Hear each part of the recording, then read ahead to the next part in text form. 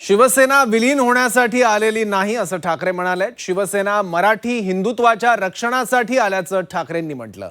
आमच्यामुळे भाजपची ओळख असल्याचे उद्धव ठाकरेंनी म्हटलं आणि आम्हालाच तुम्ही संपवताय असा सवाल देखील ठाकरेंनी केला आणि आरोप देखील केलाय भाजपवर।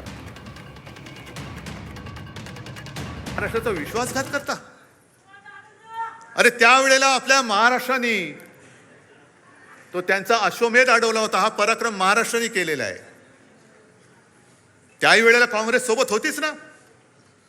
काँग्रेसच्या नेत्यांच्या सभा तुम्हाला हव्या होत्याच ना। आज एकदम तुम्हाला वाटायला लागलं की शिवसेना काँग्रेसमध्ये विलीन होईल।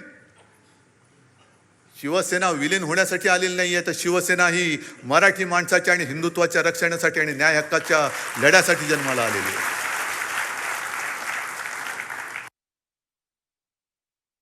राजकारण हे एवढं गडूळ कधीच झालेलं नव्हतं। खरं म्हणजे राजकारणामध्ये दोन माणसं इकडे तिकडे गेली, चार माणसं, हे ठीक आहे, पण पक्षाच्या पक्ष तुम्ही संपवायला निघालेला आहात।